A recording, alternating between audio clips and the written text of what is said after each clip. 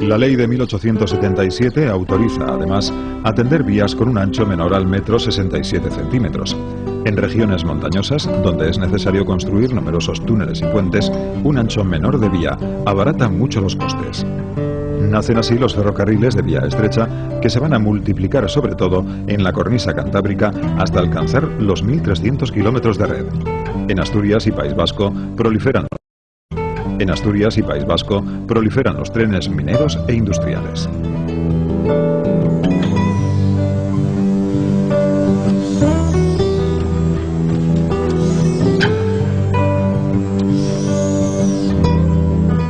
La vía estrecha del norte de España, que fue la zona del país en la que se crea la red más amplia, porque ahí llegó a tener más de 1.300 kilómetros, y además tiene la característica peculiar de que forma precisamente una estructura más o menos continua. Otras zonas de España la vía estrecha son pequeñas líneas aisladas, pero en el norte de España se crea una red que llega desde el Ferrol hasta la frontera francesa y por el sur a León, por el este llega a Navarra. Esta red nace por el éxito financiero de un pequeño ferrocarril vizcaíno, que fue el Ferrocarril Central de Vizcaya. Por lo general, la vía estrecha se puede ceñir mucho más al terreno, admite curvas más cerradas, con lo cual pues se evitaban muchas obras complejas, a base, siempre eso sí, de trazados más sinuosos, que a la larga, al contrario, pues dificultaban el desarrollo de mejores velocidades. Pero en su momento fue una forma económica de construir una red viaria muy importante. Y hay que pensar que quizás si no hubiera sido por esta red de vía estrecha, en muchas zonas de España que pudieran desarrollarse en mayor o menor medida gracias a la llegada de estos ferrocarriles, nunca hubieran podido hacerlo de ninguna manera. En el Museo del Ferrocarril de Asturias conservan algunas de las joyas de vía estrecha de la época.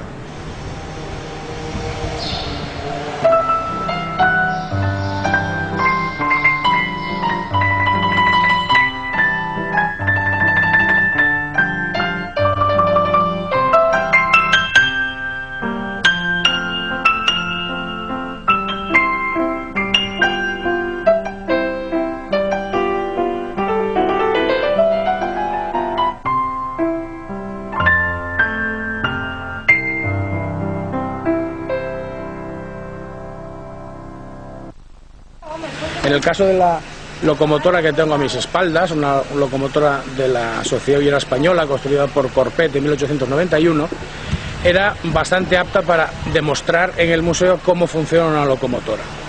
Entonces su caldera fue rehecha, se hizo una caldera nueva, conforme, eso sí, porque la seguridad es ante todo, es lo primero que pensamos al momento de que una pieza de estas empieza a caminar otra vez. Al resto de la máquina esta prácticamente no hubo que hacerle nada, algunas cosas de chapa, pero estaba en muy buenas condiciones conservada y se hizo muy poca cosa. Una locomotora de vapor no nos debemos de olvidar de que es tecnología del siglo XIX, y como tal tecnología del siglo XIX es súper sencillo, no hay nada que hacer, es limpiar un poco de las escorias que hayan quedado de encendidas anteriores, limpiar un poco el hogar, preparar unas carradas de leña, encender la leña, tener agua en la caldera y esperar a que la leña vaya quemando, vaya cogiendo calor y vaya cogiendo presión. No tiene ninguna otra ciencia, es tecnología del siglo XIX, tecnología muy antigua. La red ferroviaria va completándose. En 1880 Madrid se conecta con Lisboa y el 15 de agosto de 1884 dos locomotoras como esta, que conserva el Museo del Ferrocarril de Asturias, inauguran una de las más complejas y costosas obras de la red ferroviaria española, el puerto de Pajares. La construcción de los 49 kilómetros y los 69 túneles ha sido una obra faraónica que ha llevado 4 años y costado numerosas vidas. Su sinuoso trazado salva un desnivel de más de 800 metros. Su vía es usada hoy diariamente por decenas de trenes. La Asociación de Amigos del Ferrocarril de León la recorre de vez en cuando en homenaje a los ferroviarios que la construyeron hace 120 años. El recorrido se hace en 1 hora, pero este es el espectacular aspecto que tiene en 1 minuto.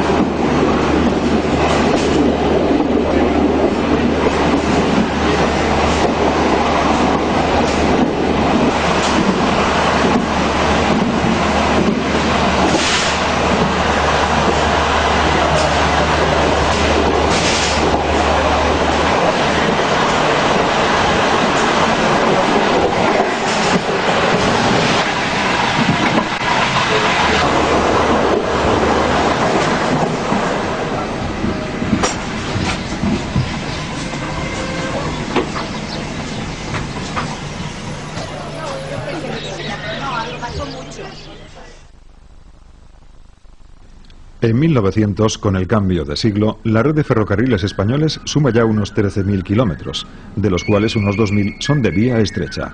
A partir de ese momento, la red crecerá de una forma más lenta. Le llega el turno a las líneas locales. Algunas de las más singulares y exitosas son las de cremallera, una tecnología inventada por un ingeniero suizo y basada en la tracción con rueda dentada, va a permitir que el tren llegue a puntos montañosos donde hasta ahora no llegaba el ferrocarril tradicional por falta de agarre. En 1892 se inaugura el tren cremallera de Montserrat, que se hará famoso, entre otras cosas, por su perro guardabarrera. Este tren de montaña estará en circulación durante 65 años, hasta su cierre en 1957.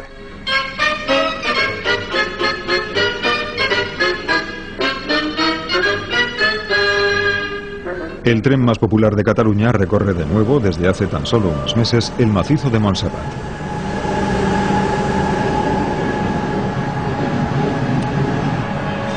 Moderno e impecable, sube hasta el santuario catalán en 15 minutos y enlaza con otra forma de ferrocarril, el funicular.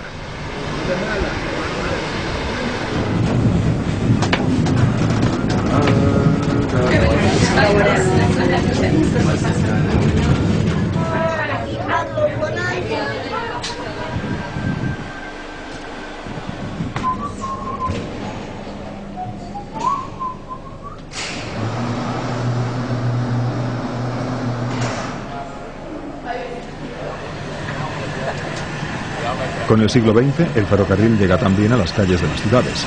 Los primeros tranvías eléctricos van a cambiar radicalmente la forma de moverse en las urbes españolas. El tranvía Blau, que une Barcelona con el Tibidabo, circula desde 1901 diariamente. Hoy sirve sobre todo a los turistas, que además disfrutan del primer funicular abierto en España, también a principios del siglo XX.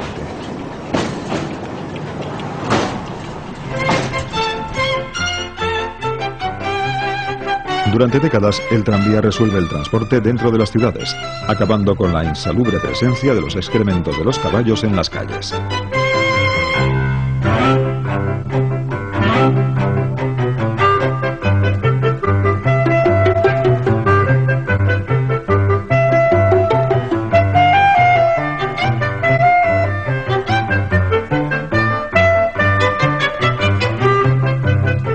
En Madrid, el tranvía eléctrico circulará hasta 1972, año en que se cierra su última línea. El tranvía reinará en las ciudades durante 7 décadas, hasta la desmesurada irrupción del automóvil en los años 70 del siglo XX. Es también en los primeros años del siglo cuando se estudia la posibilidad de que los trenes circulen bajo tierra en las ciudades españolas.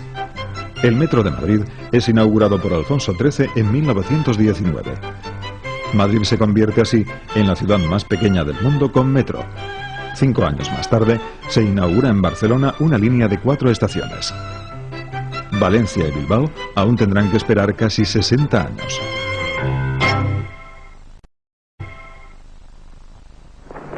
Con el cambio de siglo y la red ferroviaria principal consolidada, las grandes compañías compiten por acaparar público, prestigio y capital. Las estaciones se convierten en el mejor escaparate de las empresas. Lujosos vestíbulos y espectaculares marquesinas van a marcar todo un género arquitectónico en el que se aplican las últimas tecnologías de estructuras. Los diseños y materiales son importados de Francia e Inglaterra. Las máquinas de vapor exigen grandes cubiertas elevadas para disipar humaredas y hollines. Son auténticos templos del progreso. Efectivamente, la estación en el siglo XIX tiene la misma importancia que la catedral gótica en la Edad Media. Es el símbolo del progreso en las ciudades. Aquella ciudad que tenía ferrocarril, a la que llegaba el ferrocarril, inmediatamente después construía su gran estación.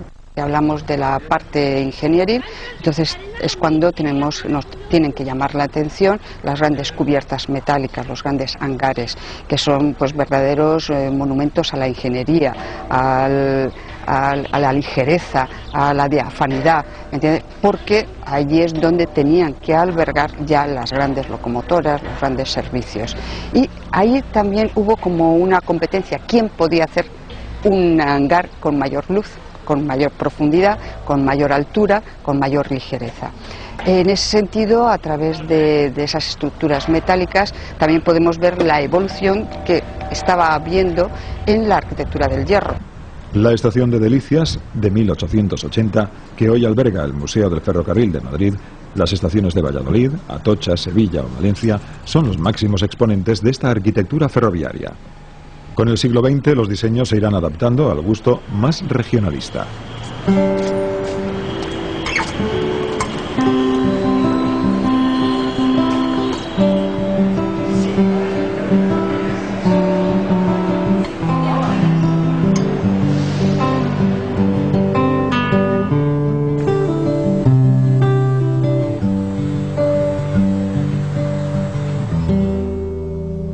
Pero la construcción de la estación término de Barcelona en 1929 marca el fin de una era. La espectacular marquesina en curva, de la que hoy es conocida como Estación de Francia, es el último gran monumento construido para el ferrocarril. No hay duda de que esta estación en la que estamos es una estación emblemática, vamos, por sus dimensiones y por el papel jugado en su día.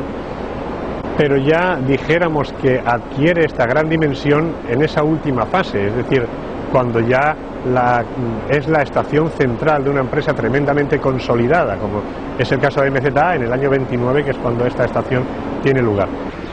Es una fórmula que funcionó muy bien mientras hubo tracción a vapor. En el momento de que no existió esa tracción a vapor, pues el uso de esas grandes marquesinas ya no tenía tanto sentido. Por eso siempre se dice que la estación de Barcelona Término es posiblemente la última estación de España con unas grandes estructuras metálicas de envergadura. Digamos, es el final ya de esa tipología. A partir de los años 30, las estaciones serán funcionales y de hormigón. La era de las marquesinas de hierro y vidrio y los viejos andenes ha tocado a su fin.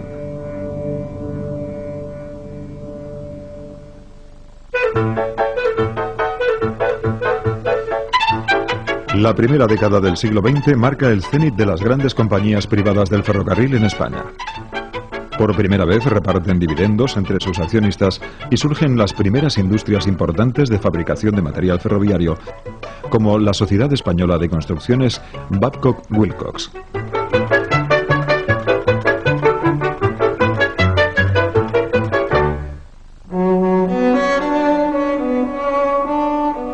Pero el desarrollo sostenido del ferrocarril va a topar con su primer gran revés económico. En 1914 estalla en Europa la Primera Guerra Mundial y los ferrocarriles españoles se van a convertir en una víctima más del conflicto. Todo el mundo habla del problema ferroviario. Como consecuencia de la guerra, las industrias españolas, la economía española en general, empieza a recibir muchos encargos y en definitiva lo que se produce es un incremento súbito de la demanda de transporte. Y el ferrocarril en un momento determinado, en los días, se colapsa. Se le empieza a criticar que no ha renovado sus equipos, de que no se ha modernizado, etc. Y a partir de ahí se genera una situación donde, por otros condicionantes generales de la economía española, el negocio privado empieza a dejar de ser negocio. El ministro de Fomento, Francisco Cambó, propone nacionalizar toda la red, pero la dictadura de Primo de Rivera va a aplicar otra solución al problema. En 1924 se promulga el Estatuto Ferroviario. El Estado concede ayudas financieras a las compañías y se elevan las tarifas de los trenes. Es natural, esto corresponde mucho a la ideología de Primo de Rivera, una ideología intervencionista y estatista, y entonces el problema, él cree que se va a poder resolver el problema ferroviario con una mucho mayor intervención estatal, y entonces hace un esfuerzo por ayudar a la red ferroviaria, dándole una condición de cuasi pública y incitando a los bancos, que son propietarios de la mayor parte de las acciones, a que le ayuden también. Del año 24 a 1930, el ferrocarril vive un quinquenio de inversiones y renovación de vías y trenes. Los coches de viajeros comienzan a gozar de los primeros servicios higiénicos y restaurantes, gracias a los cuales se consiguen acortar las paradas en las estaciones y, por tanto, reducir el tiempo de los viajes. Estas mejoras introducen también el lujo en el ferrocarril. Este coche perteneció a la Compañía Nacional del Oeste, que lo construye en 1929 y lo utiliza fundamentalmente el director de esta compañía para sus desplazamientos oficiales. Entonces, como veis, es un coche que está dividido en varios departamentos. El salón, que normalmente utilizaban para trabajo, aunque nosotros lo tenemos un poco decorado como normalmente funcionaría a la hora de una comida. Tienen un pequeño aseo que está dotado incluso de ducha, y después el dormitorio del director de la compañía y otros dos departamentos con camas literas.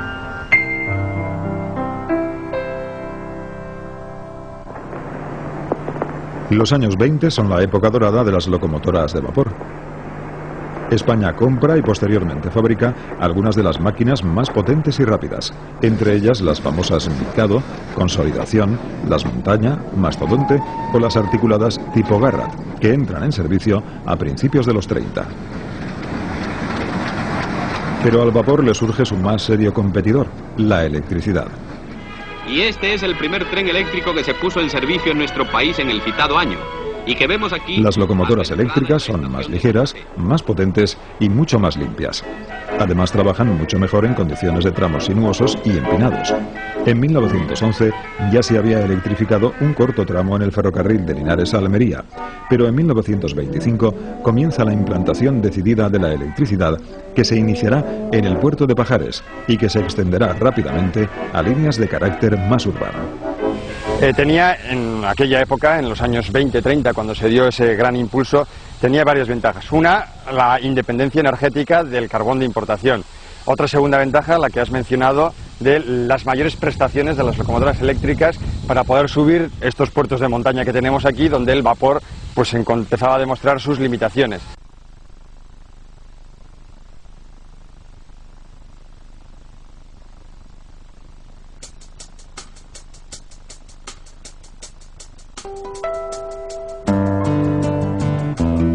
Es el momento de las locomotoras de las series 6000, 6100 y posteriormente las 7000, 7100, 7400 y 7500, las Cocodrilo. Llegan a las vías las primeras señales y semáforos eléctricos que con el tiempo se adaptarán también para la regulación del tráfico de automóviles.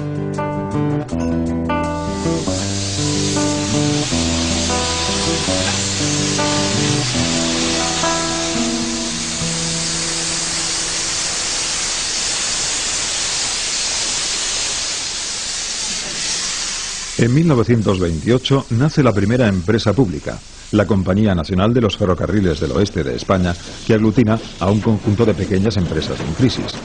El tren en España goza de una relativa buena salud cuando está a punto de comenzar la década de los 30. La mayor empresa de España en 1920 es la Compañía Norte. Si no recuerdo mal, Norte tenía a comienzos de los años 20 56.000 trabajadores. No hay ninguna otra empresa en España, en ese contexto, que tenga ese número de trabajadores. Tampoco encontramos una compañía o una empresa que simultáneamente esté en 27 ciudades, que esté unida por una red de teléfonos y de telegrafía en tiempo real y que pueda ser utilizada por el movimiento obrero para acordar un movimiento de huelga, un movimiento de paro, un movimiento de reivindicación en cualquier sentido. El crack financiero del 29, que condicionará la política económica de la inminente república, no le sienta bien al ferrocarril. El tren español entra en una profunda crisis de la que va a tardar 30 años en recuperarse. Podríamos decir que las compañías ferroviarias no ven con buenos ojos la llegada de la república, no solamente por problemas o por cuestiones de tipo ideológico, que también, sino sobre todo por lo que supone de cambio en la política económica. Las compañías de alguna manera ya perciben que el negocio ferroviario deja de funcionar y van a poner en marcha una estrategia que consiste básicamente en salvaguardar los intereses de los accionistas y de los obligacionistas. las empresas no son capaces de remontar situaciones de déficit, y en los albores de la Guerra Civil Española y del consiguiente cambio de régimen que se produjo, realmente lo que hay que pensar es que el ferrocarril se encontraba ya en una situación de clara crisis que debería desembocar indudablemente en la intervención del Estado, ya fuera de una manera o de otra. El tren no volverá a levantar cabeza. Cuando en 1936 estalla la Guerra Civil, las compañías de ferrocarril pierden el control sobre la red. El tren se convierte en un poderoso instrumento estratégico en los frentes. Durante la contienda, el ferrocarril es el principal medio de transporte de tropas y logística militar en ambos bandos.